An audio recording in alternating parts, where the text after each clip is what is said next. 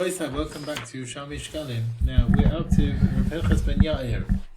So this brisa, of course, there's a similar brisa in Avodah Zarah where the order is slightly different. Let's see what our order is. So we are Kaf Daled Amud Aleph. Yeah. Zerizut Mevia Lidei Nekir. So rushing around, Zerizut being enthusiastic, leads a person to save himself from chait, from sin. Nekiyos mivia lidei tara, and that will lead a person to a level of purity. When you're free from sin, then you'll do teshuvah on your previous actions, and then you reach a level of tahara, that the previous sins are all whitened. Tahara mivia lidei kedusha, and that leads to a level of going beyond the letter of the law. Yeah, you distance yourself even from other things, other benefits, and so on. And then kedusha mevia lidei anava, that would lead to humility. If you want to be holy, you look at what you're missing, and that leads a person to a level of humility. Anava mevia lidei yirat chet, and that leads a person who'll be worried and fearing of sin. You won't want to sin before HaKadosh Baruch Hu. This is not fear of the punishment for sin, but that's a lower level. Yirat Chet is a second level. It's Yirat Harabamot, right? Recognizing the greatness of HaKadosh Baruch Hu. And then that's that level. And then Yirat Chet Mevia Lidei Chasidus, and that leads to, it's again a mid of Lifnim Mishras Hadin. You're not serving Hashem for yourself, but to do the will of HaKadosh Baruch Hu. So you're not happy with mitzvahs Hashem which are clear in the Torah. You want to go, look in other ways, any ways to find a nachas ruach liyotzra. Okay? The Zohar Kodesh says one who does chesed with his creator. Chesed is lashon chesed, serving Hashem without any internal wishes. He does an act of chesed to HaKadosh Baruch Hu. Then what we got?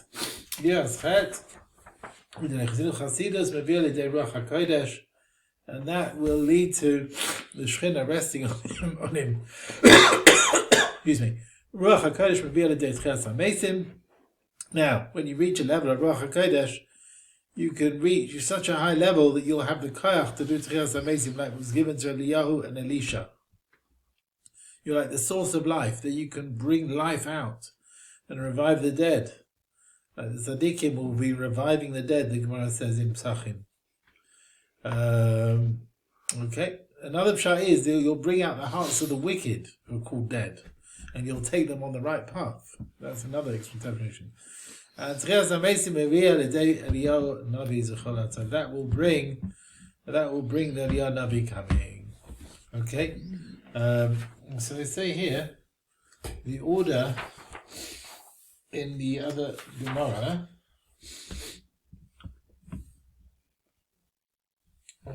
so there you've got, the Gemara order there. So there's Rizos. Nikiyah is not the second one, it's the fourth one. Torah brings to Zehiros, Zehiros brings to Rizos, Rizos Nikiyah. You're learning Torah and you understand the various commands of the Torah, then you'll guard them. You come to the Zehiros, you'll guard yourself not to stumble, and then Zrizos, etc. Etc. The Masechet Shekalim Daf goes through the whole explanation. Okay.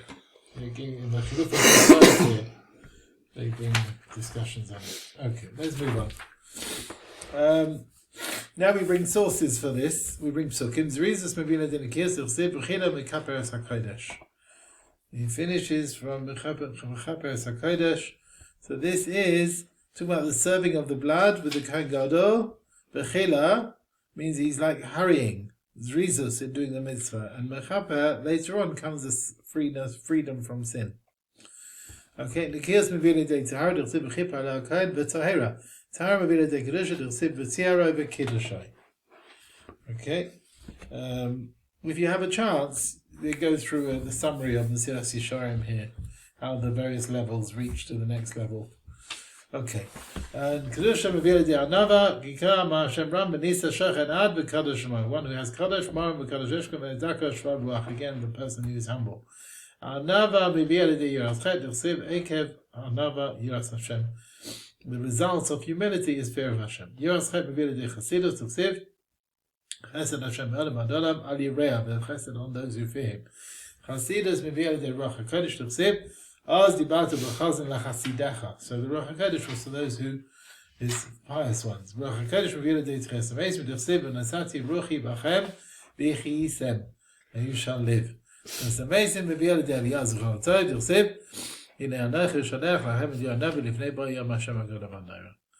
we bring the derech to reach completion. He brings one of the middle ways here. He is established in Eretz Yisrael. And he speaks Lashon HaKodesh, he speaks in a good way. And he eats his fruit in a state of purity, even chulin, with the laws of Tara. Reads Shema in the morning, evening, he will be someone who will have a share of the next world. So there's the body, he says in the neshama, the nefesh neshama. The body is made from earth, well he's in the land.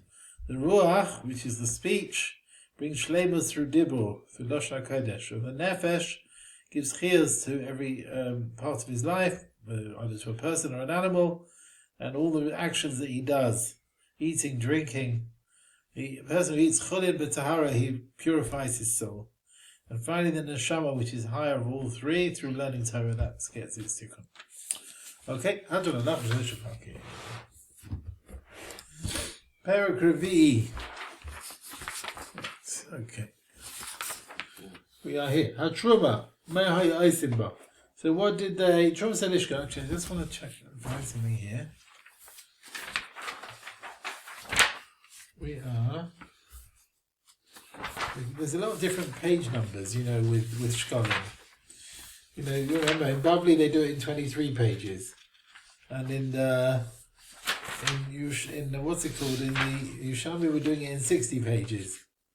So the page numbers go all over the place. So in our Gemara is here, the Bavli page is Yud Daled.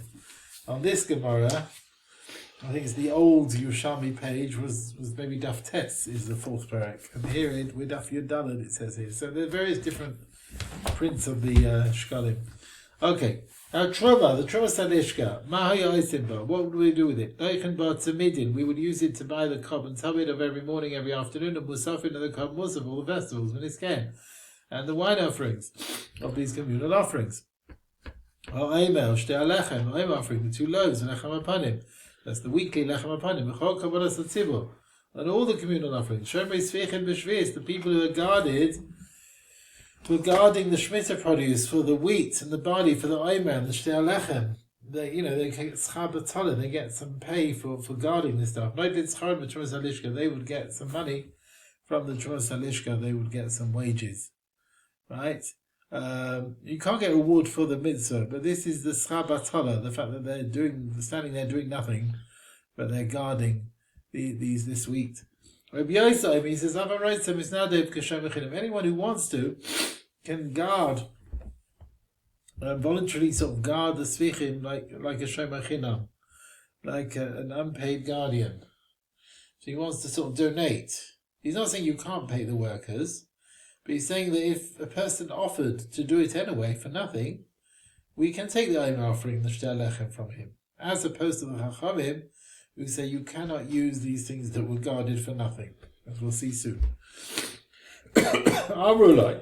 So the Chachamim said back to him, Afata Omer, you also agree, She'ein Bain Adam Mishal Tzibur. Now the Omer and the 2 loaves have to come from a community, and if someone is donating his time, then it's coming from an individual. It's not coming from the community. So you don't bring the Omer and Shtei Lechem from where a person volunteered for nothing to guard it, because then he guards it, he keeps it for himself, he acquires it for himself, and yes, he makes it holy for the tzibur, but it doesn't become belonging to the tzibur through that.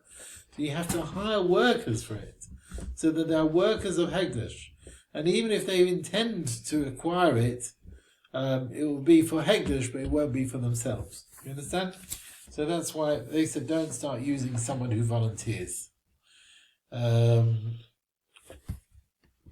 Bavli explains the communal offerings, they need to come from the tzurua, from the grain that belongs to the tzibur. And it's not kosher if it's coming from an individual. And it grew in Hefka. The guards can acquire it for themselves by guarding it. But by looking at it, it's Hefka, and they're acquiring it. Okay? Alright. So Rabbi Yosef holds, no, there's not a problem that they're acquiring it, because we say that afterwards they're giving it to the tzibur with a complete heart. That's the question, how generous are they when they give it across? Okay, so the Mishnah in Tanis, it Bavli counts 9 times in the year, which is the time when various wood offerings were brought. The Cohen would donate, people would donate wood. The Cohen, the people. Right, Beginner's Tanis explains it. And we're going to bring the Braises Machlokes Rabbi Yosef and the Chachamim. Can you bring a carbon tzibur from something which an individual has made holy? So let's see. Maraz man ase kodim ba'amli mono. So why were they singled out, these various dates for these families who donated wood for the Mizbeach? Any individual can give wood, whatever he wants. So why do we have these singled out festivals, singled out for various families? Yeah. Ella, he says, when they went out from Babel, because no wood, these families came across, and they donated it and they gave it over to the Tzibur. The cover man, they brought the Karbonos for his man, and they made a condition with these families, the Vinshmanen, as a reward for their action. There's tons of wood. But when these people come along, these families, on the fixed day, to bring wood, that all the wood that will be used will be their wood first before any other wood which we may have. Because they helped once, we let them help always. Okay?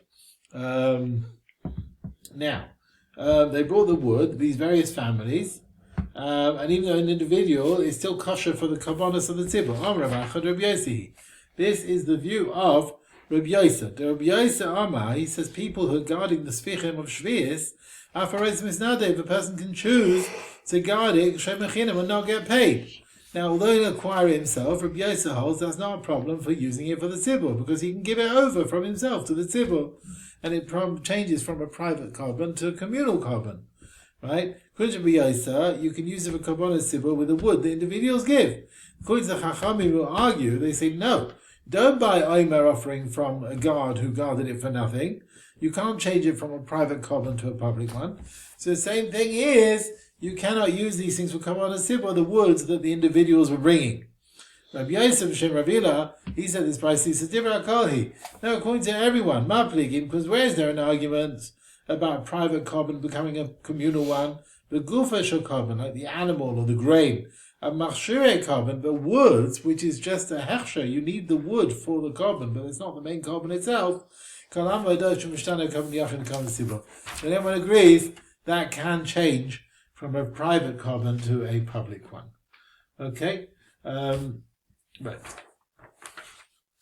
Tani, we've learned, Isha she'asas ksainas libna, a woman who made a clothes of big day kohuna for her son, who's the Kohen Gadol, kashera, is kosher for him to wear it. Providing she gives it to the tzibur. So this price again holds that private donation for the tzibur is kosher for kabbalah tzibur. We don't worry, or maybe they're not intending to give it right. So we got Machlokes Rav Yossi, Ravacha, Rav Yossi. This is the view of Rav Yossi again. Rav Yossi, you can become a private guardian and volunteer to guard, and that's fine. According to Rabbi Yossi, yes, so the Kohen Gadol can wear these clothes, which his mother made for him. According to the Chachamim, you can't buy the Omer and Shtei Alechem and so on if they were guarded for nothing. You can't change from a private carbon to a communal one, so you can't use these clothes for the Kesones if an individual donated them. Rabbi Yosef Shem Ravina says, no one agrees. Maplik, in where they argue, carbon with an animal or grain. A machshire carbon, but when it comes to things to help a carbon, like the clothes of the Kohen, everyone agrees that's fine.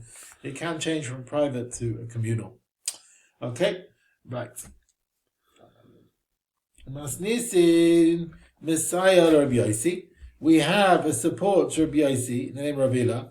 It says in the Brisa, now those days, which were family festival days for these families, they have their fixed time. Naagin, they apply these days b'shas carbon when they bring a carbon. So they bring the wood. the Shalom Shas carbon, or even when they don't bring the carbon. So even the time the base Mikdash was around, and also after it was destroyed. Rabbi Yosef, he says, "Oh no, get out of Shas carbon b'vad." It's only when they actually bring the carbon, they give the donation when the base Mikdash is around. Once the temple was destroyed, then they don't treat it as Yom Tov anymore. It's not happiness anymore. Now the lashon of the Bryce is the time of the carbon. Sounds like everyone holds that these families would bring wood. They made a Yom Tov. Right? Even the Chachamim were arguing Rabbi Yossi in our Mishnah, whether an individual can bring wood. Now, Korban HaOmer, the Chachamim hold you can't give a tzavua to the tzibur, Korban HaOmer. Maybe they have to make a distinction, right? And they obviously, Chachamim also agree you can give wood. So it must be there's a difference between the guf of the carbon you can't give, according to Chachamim, but things which are machshirin, then according to Chachamim you can give. Right? Ben Adolatani, that which we've learned. We were from the tribe of Binyamin, one of the 9 families, where Yom Tov was 10th of Av. Tisha B'Av was on the 9th and got pushed. So we ended up being on the 10th. We would start the fast, we wouldn't finish it. Because that was a Yom Tov. Now they kept a Yom Tov at the time when they brought the wood, even at the time where there was already a fast of Tisha B'Av, right? And that's like the Chachamim B'Agur and Rabbi Yosef, and they hold that the Yom Tov of wood applied even after the Churban. And since their Yom Tov was enough to not have to finish the fast when it was pushed on the Sunday, so we see that even according to the Chachamim, Bizman Abayis, these families would give wood every year. That's like Rabbi Yosef Shomrila. So even the Chachamim agree people could donate wood. Right? It's not like a korban itself, yeah? So we discuss here, Igros Moshe discusses if a husband and wife who come to America from various places and they have different customs, and he writes, the woman should follow her husband's customs even if they are more lenient. And Chazal say, now a woman can't always do kibbud av v'ein because she's got her husband's domain on her. So the Torah says ish. Now, the truth is, whatever deeds she does for her husband is only rabbinical. But she's mechuyev meshur sadin to be in the house, and that's part of Misuin. Okay, so it's called Beisai. He says, minhagim, going from place to place, but you're not going to go back, you keep the place you're going to. Right? You follow the customs where you're going to. So the woman's going into the husband's house, it's like going to a place where she's not going to go back. So she keeps her husband's minhagim. And now what we have here, why do we bring all this? The question here is Reb Lezer Reb Tzadok. It says he was Mebnei Binyamin, and whether he kept this minhag of making a Yom Tov. His mother still kept the minhag of his mother still kept the Yom Tov of Korban Eitzim on the 10th of Av, even though after she got married. There's various answers about it. Maybe she just joined in a bit. Whether she had an obligation to keep it. She wasn't mechuyev to keep it after she got married. Whatever. Okay. Where are we? We are... Go... Sorry, I've lost it. Masnisa... yeah. Va'ayit... That one? Yeah. Sorry, 1 minute. Right, yeah, and we didn't keep the fast till the day. Okay. And we said the people who guard Shvi'is, for the sake of the Omer, they get their reward, they get their money from Trus Halishka. Masnisa, our Mishnah, that sounds like you don't bring grain from abroad, is Rabbi Yishmael. This is the view of Rabbi Yishmael. It didn't come from Chutz La'aretz, and it didn't come from Syria or Chutz La'aretz. Now, Tamon Tzadina, we've learnt in Menachos, Kal Kabbalas Yachid V'Shal Tzibur, all the Kabbalas of an individual or the community by Menachos, Min Chutz La'aretz. Min HaChadash, Min HaYashan, the new grain, the old grain. Whereas Min HaVishta Lechem, Shein Bain Adam Min HaChadash, that comes from the new grain, or Min HaAretz, and from Eretz Yisrael. This is the view of Yishmael. It didn't even come from Syria, definitely didn't come from Eretz Yisrael. Taman Taninan, we've learned in Kalim, Esek Kedushas, and there are 10 levels of Kedusha. Eretz Yisrael Kedushas, is holier from all the lands. But my Kedisha, so Shemavim and Oima, maybe Kohen Shtalachem, you can bring these things from there. But Shemavim Kain, Bukalaras, you can't bring from all the other lands. Rav Chodev Shemavim is Rishwali. This is again Shvat Rishwala, Surya. It does not come from Surya, it definitely doesn't come from Eretz Yisrael. Taman Tanina, we learned in Shvis, Rishwal Oima. The Torah says, Becharish or Bekotze Tishbais. Right? We're comparing the issur of cutting on Shabbos to the issur of ploughing. Ma Charish Rishus, just like ploughing, which is forbidden on Shabbos, is ploughing for your own purposes, but not for a mitzvah. Because there's no ploughing for the sake of a mitzvah. Af Kotze Rishus. So also reaping, which is forbidden, is when you're doing it for your own purposes. Yad Sakaseh Omer, as opposed to cutting. The Omer mitzvah, which is a mitzvah.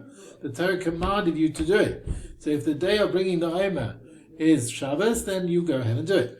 Rishwal Gedal, say like his reasoning, Rishwal Omer, he says, Ein Omer Bomen Surya. It wouldn't come from Surya, it wouldn't come from Chuzlais, you bring it from Eretz Yisrael.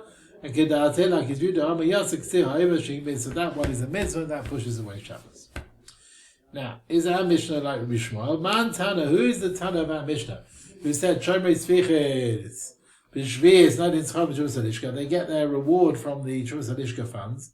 Sounds like you want to bring it from Eretz Yisrael. The Chaim is Rabbi Shmuel, who holds, don't bring it from abroad. Oh, Rabbi Yosef Dirakali. No, everyone holds of this. Even those who argue in Rabbi Shmuel and say you can bring it from Chutz La'aretz, they agree that Tzvichin and Shvi'is, you people guard it for the sake of the Omer. Because although Shvi'is, you bring the Omer, you're allowed to bring it from Surya. But Lomas from Surya, if you didn't find in Surya, then you bring it from the Tzvichin in Eretz Yisrael. So we could say that even according to this opinion that, you've got guards of the Tzvichin in Eretz Yisrael, maybe you might not find barley and things in Chutz La'aretz, so maybe everyone would agree to this. Okay? See this again? Rabbi Yosef Dibra Kolhi. Yeah, even if you argue Rishwal and holds you can bring from Chutz La'aretz, you agree, look, these people, we do pay these guards, right, for the sake of the Omer. Okay? You can bring it from Surya, and if you don't find Surya, you bring from Tzvichin in Eretz Yisrael, if you have to. Okay. You might not find abroad. Basically, everyone agrees you can cut and use the Tzvichin of Shvi'is for the sake of the Omer. Even though, the things you're doing which are not necessarily so good. So, Hahan Omer, this Omer, Maushi is Rabbi Tzachila. Are you allowed to sow it during Shemitah? Can you sow it during Shemitah? If you don't find the Tzvichin, the extra aftergrowths, and if you don't sow it, you won't find grain. Are you allowed to sow it during Shemitah for the Omer? Usually you're not allowed to sow it. He asked before Rabbana. He says, I don't understand the question. Lai Nimsa, the one who's bringing the Omer offering, if it was sown in Shvis, it's like you're separating a fistful from a mincha where the rest of it can't be eaten. And mincha's puzzle. Because if you sow in Shemitah, the barley will be forbidden to eat. And you won't be able to bring a Omer offering from that. So I don't understand the question. Can you start sowing? No one's going to be able to eat it. So what are you going to do with it? So Amalek, so Ramon answered back, although they can't eat it because it's a shvius, it could be we can still bring the fistful and the common kasha because it becomes like the 5 things which can still be brought. Alright? You could bring it in a state of impurity even if it can't be eaten in that state. And one of them is the Omer. We also find a patient common that comes with Tumah, right? It can be brought the Omer even though you're not allowing the leftovers to be eaten. And the same thing here, you're bringing this barley which is also during Shemitah. You can bring it even though it's not matir any shirayim to be eaten. Now, what about, so that question remains unanswered. Okay. Now the people, the workers who guard the Tzvichin, they take their reward from the Jerusalishka, right? Now they want to say, well, how do we do this? So how do we pay them then? So now we don't just give them holy money. We can't just make Hekdesh go to Chulin, stam. We can't do that. So how do we pay them? So we borrow money from the money changer for Hekdesh. We pay the wages of these guards. Actually, before the Omer is offered up. All the workers involved in the Omer, we borrow money to pay them. When the time comes to make it holy before the offering, maybe more is mitrus we get money from the communal funds, umachalin alav, and we redeem that money onto the Omer offering, and that way the Omer offering becomes holy, and the money goes down to being chulin, and that way we pay back the money changers their debts. The Tovel came. Now, is it good to do this? Now, surely a lot of the Omer is going to be lost when you prepare it for offering up. I mean, we're going to be mechalel on the Omer, which is accepted. You've got all this money of Hegdush for for all that they've guarded. We're not going to use all of it. We're only going to use maybe a fistful of it. So what's going on? Okay, he says here to have a share Omer of silas, which is very finely spun and sieved, they would cut 3 sah of barley. They only brought 1/10 of the amount that they started to deal with. So Hekdesh only needs the share of the Omer. You're being mechalel all the money of Hekdesh for the schav, all that guarding for a big amount, 10 times as much, when they're not even going to use all 10 times as much. Right? Or maybe it's not fitting to be mechalel Hekdesh money on the barley, because the amount of barley in the shuk, I mean, barley doesn't usually need guarding. So Rabacha b'shem Rabbah, kol ma sheyitain, wherever the treasurer gives for the Omer at the end of the day, hein damav, that is the money which we pay the workers, mishar rishonim, from the beginning. So the schar that you pay, the treasurer pays for the guards, right, from the beginning, from the money, the money changer, that is the amount, it fits in with the amount of flour that remains at the end. And on that we'll be mechalel the Hekdesh money to pay back the shulchani. So whatever he gives, it's all agreed, from the very beginning, as to how much he's going to give. Some learn all that the treasurer pays the guards for preparing the Omer is like considered the value of the Omer, even though it's much more than the normal, right? Okay. Tana, we've learned Afa Patache Avonim Kain. Now the way of paying these workers is similar when it comes to those who cut up the stones for the Beis HaMikdash. Right, we use this method. Let's see, case otherwise. So how do we do it? How does the treasurer pay these people who are cutting up the stones? You take money from the money changer. And then you pay that to the workers there in their wages. Before the stone gets put, like the row of stones gets laid in order in the building. Once the stone is ready there, maybe then the treasurer brings money from the communal funds, onto the stone. And that way the stone gets the holiness and goes to chulin, and that way we go and pay back the shulchani, we pay back the money changer his debt. The tavos came. Now, is it good to do this? I mean, many stones get ruined after you put them in place. I mean, you're going to be mechalel on these stones, it's all very well being mechalel on the stones, they're going to end up in the building. Again, that sort of money, all the various stones, all the broken stones, the ruined stones, Rabbi Yosef, Rabbi Bun, Shem Shmuel, Kol ma sheyitain, wherever the gizba is going to pay for the stones, whatever the final figure is, hein zamel, that is the amount that you pay for the stones Mishar from the beginning. So the schar that the treasurer pays from the beginning equals the amount of the stones which will be fixed at the end in the building, and on that the money will be profaned in order to pay back the shulchani. Okay? Para v'sayeh mishtaleach, the para duma, and the goat which is sent away, v'loshen shel zahiris, the piece of wool, of red wool which you throw in the fire, by mitzvah sadishka, they come from the communal funds. Right? Kevesh para. Now we're talking about things that you can use, the leftovers of the lishka. That's the money left over after you've taken out the truma. You've separated the 3 lots. Kevesh para. Now this was a bridge that they built on Har Bayis to where they're shechting the para on Har Zaitim. So people walk on it so they shouldn't become tameh there. But Kevesh ayasai mishaleach, a bridge they would build to take the goat away in Yom Kippur when they left the town. The Lashon Shal Ben Kanov, and the thread the red thread that they tie between the horns of the goat, which is thread mishtalach. The amas hamayim, the canal that went through the Azara if it needed repairs. The various renovations in the city. Any other communal matters, digging wells, etc. Bayin Mishiyai Halishka, they come from the remnants of the Lishka. Abba said, Kebesh Para, the bridge of the Paraduma, the Kohen would pay for it themselves. They would make a new one. From their own money, they would make a new one. Now, Moisa Shirai Lishka, the money left from Shirai Lishka after all the various buildings have been repaired. What do you do with it? You buy wine, flour, and oil, and then what do you do? We go and sell them with a profit for people who need mincha offerings. And any profits you make, lehektish, go to hektish to Yerushalmi. He says, we don't start doing business with hektish money. And you don't do it with money of charity, which is to be given to the poor.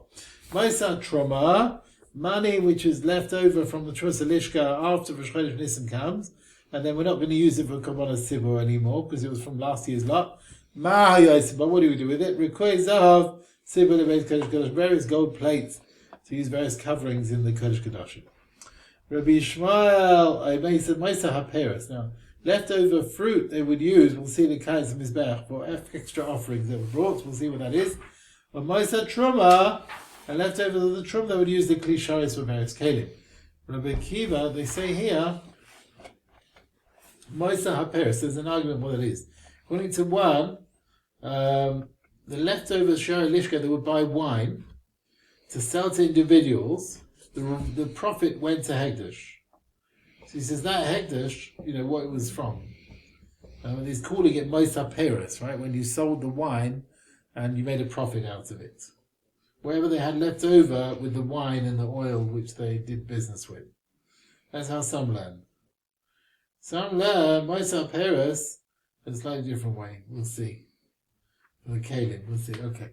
Moisa Peres the Kazim Mizbeach. Moisa Truma the Klisharis. Rekiva Ima, Moisa Truma, leftovers of the Truma they would use the Kazim Mizbeach. Moisa Nesachim, leftovers of the Nesachim they would use the Klisharis for Klisharis. Hanina Chaim is going to cut him. He said Moisa Nesachim goes to Kazim Mizbeach. And Moisa Truma the Klisharis. He has a different view. Zeba Zer, Rekiva and Ruchanani is going to both agree. Lo Moedin Beperes. They would not agree to Rishmal with regard to Moisa Peres, as we'll see what that is. Harav Mishaneach. These are things that are bought with Hekdesh money, the string between the horns. There are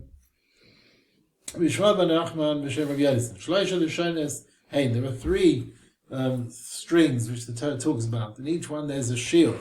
Shel Sa'ir, the goat that's sent away, it has to weigh a selah, because it has to be, you can divide it into two when you push the thing off the rock. So it has to be a required length. Shel Mitzayra is going to be shekel. It can weigh a shekel. You don't need it to be so heavy. Shel Para, then B'shtei Selaim. It should be a weight of 2 Selaim. You need to throw it into the fire, therefore it needs a bit of weight, so it can be thrown into the fire. Okay.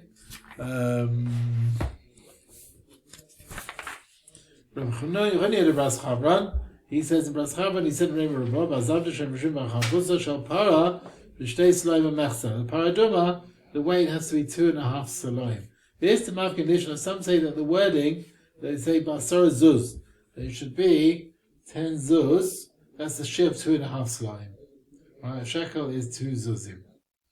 Now, there's no real difference here between the various lashonos. Okay. Now, something they would use the Trumas Lishka money for. Rav Yehuda b'Shem Shmuel, Tamina Chachamim Melamdin. As a kind of Hilchos Shchita, they had tutors who would teach them laws of Shchita, Hilchos Kabbalah, how to receive the blood, Hilchos Rika, sprinkling. Night in Schav, Trumas Lishka. These teachers would get money, Trumas Lishka. And here's what I do from Rabimi, the Vakri Mumei Kachim, those who would check the animals, night in Scharon, with Trumas Lishka, they also get their reward. Ravachar, Rav Tamachim Barchia, B'Shem Rosimlai, Magi, Sefer Torah, Sefer Azara. So that's the Sefer Torah and the Azara, those who checked it. Night in Scharon, with Trumas Lishka, would also get their reward from the Trumas Lishka. Let's just see here.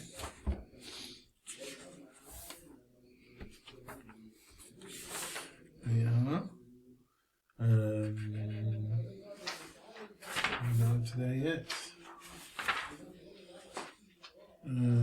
they would teach the laws of Shechita, laws of Kabbalah. Is a teacher allowed to take money? If money is collected for hektish things, can a teacher use that money? So the Marash Dam was asked this question. He says, here in the Gemara we see the Talmidei Chachamim teaching the Kohanim Hilchos Shechita get their schar from Trumas HaLishka. And other things they used to do, they get their schar from Trumas HaLishka. Or in Yuma, Yerushalmi later on, Beis Garmo, Beis Haftinas, they brought workers from Alexandria of Egypt. Remember, because they didn't want to, the people there at Beis Haftinas didn't want to teach everything. They had to bring people from elsewhere. They had to pay double money. So all these things, it's not ganai for someone who has a various craft to start getting paid for it. Even Trumas HaLishka, which is proper kodesh, where he's allowed to get paid for it. Although the Chachamim looked down on it, that's because these people didn't want to teach it. It's not because of the fact they're getting a reward. So now, if a person melamed, if he is able to teach, he can get his reward from Kumas Hegdesh, because the person who say Kodshim nowadays is like Din Hediat Lahem. So yes, he's definitely allowed to get paid for doing all his teaching. Okay, this idea of the people who check the Sifrei Torah, they will take full money every year, and they might get paid a bit extra. Alright, okay. I think we'll stop here, Rabbi Sai.